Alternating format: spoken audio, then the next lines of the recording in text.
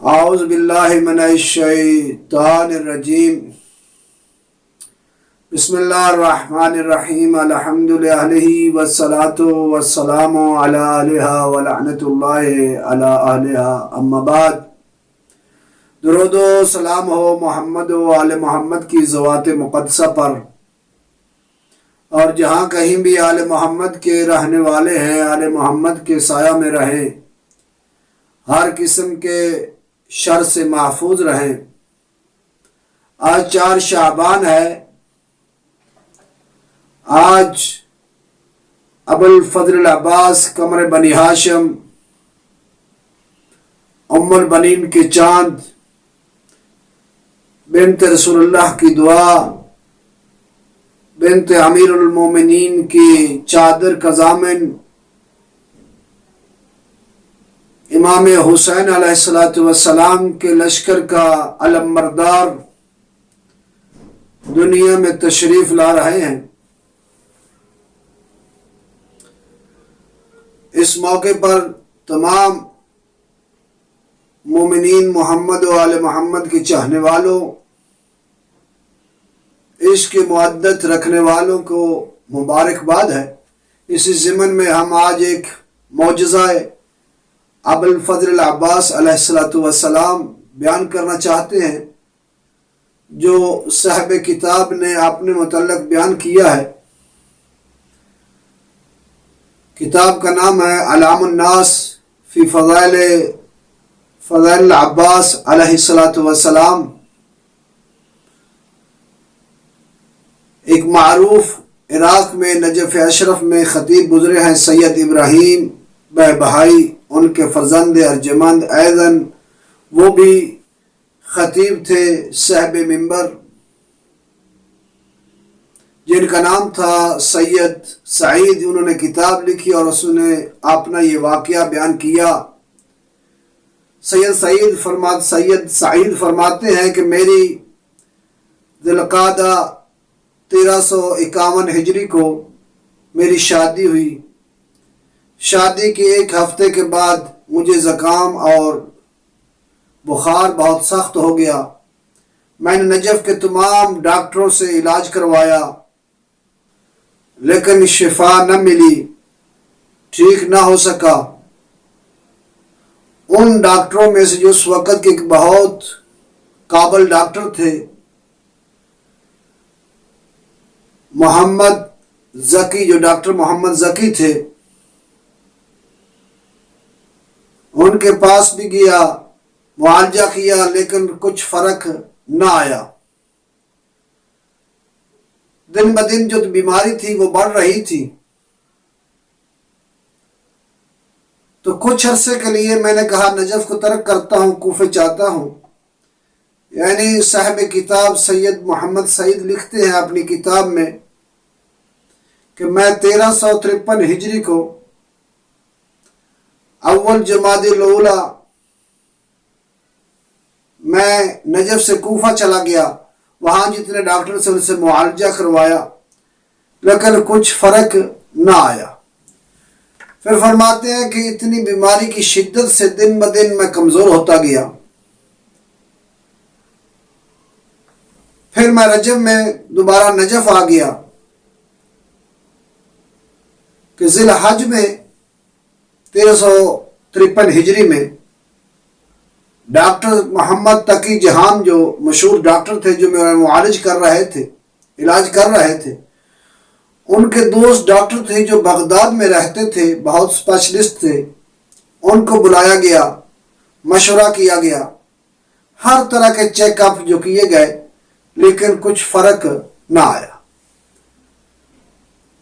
ذی الحج میں جب انہوں نے کہا معالجہ کیا، تو پھر وہ کہتے ہیں کہ آپ کے لیے 1 مہینہ ہے، اس بیماری جو آپ کو بیماری اس وقت جس بیماری میں جس مرض میں آپ مبتلا ہیں، اس کا ابھی تک علاج ایجاد نہیں ہوا۔ 1 ماہ تک آپ زندہ رہیں گے، اس کے بعد دنیا فانی سے دنیا بقا کی طرف چلے جائیں گے۔ لفظ سنے، لیکن جب ذی الحج کے بعد محرم کا چاند نمودار ہوا، میرے والد صاحب نے مجھے چھوڑا اور ہلا چلے گئے۔ وہاں ایک منطقہ ہے جس کا نام قاسم ہے، جو جہاں پر امام موسیٰ کاظم علیہ السلام کے بیٹے جو ہیں جناب شہزادہ قاسم دفن ہیں، وہاں پر وہ محرم کے سلسلے میں وہاں گئے، انہوں نے محرم پڑھنا شروع کیا۔ کہتے ہیں کہ 7 محرم کو میں سویا ہوا تھا، میری والدہ میری تیمارداری کر رہی تھی اور گریہ واہ و بکا کہ میں اس کا بیٹا بیمار تھا، علاج ہو نہیں رہا تھا، تو والدہ رو رہی تھی۔ میں نے دیکھا ایک شکل، خوبصورت نورانی شکل میرے سامنے آئی، جس کی شکل جو سید مہدی رشدی کے ساتھ ملتی جلتی تھی۔ انہوں نے کہا کہ آپ کے والد کہاں ہیں؟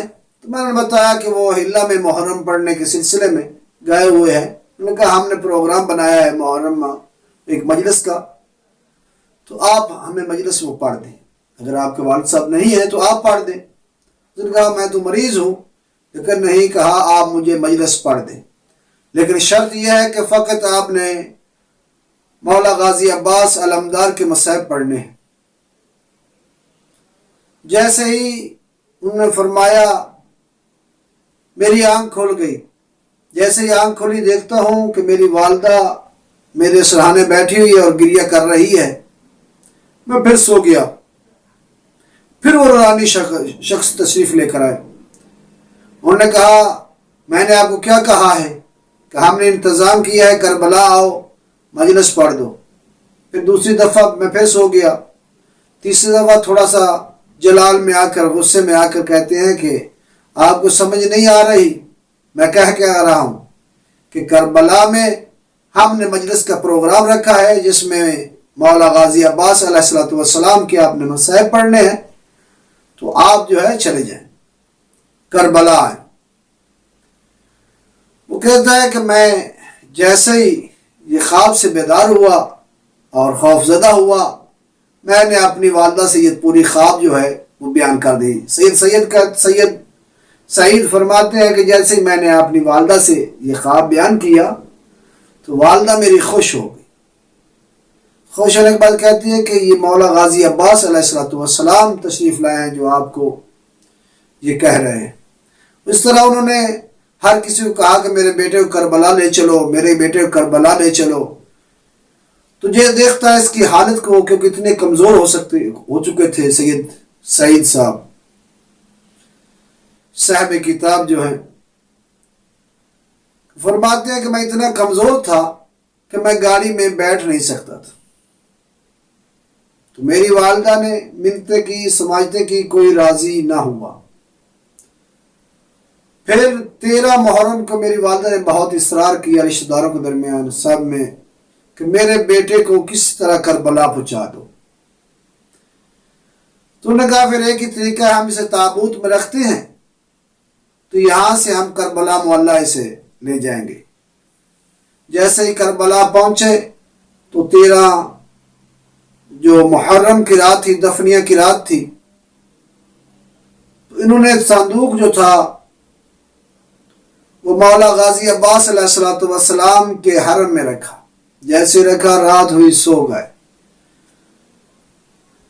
تو کہتا ہے کہ پھر سید فرماتے ہیں کہ میرے پاس وہی نورانی شخصیت ہے۔ انہوں نے کہا کہ میں نے کہا تھا کہ اتنی دیر کر دی، کیوں نہیں مصائب پڑھو مصائب۔ یہ کہتا ہے میں سویا رہا۔ سید فرماتے ہیں کہ میں سویا رہا، سوتا رہا۔ انہوں نے مجھے 3 دفعہ بیدار کیا۔ آخر میں میرے بازو کو پکڑ کے کہتے ہیں میں کیا کہہ رہا ہوں، میرے مصائب پڑھو۔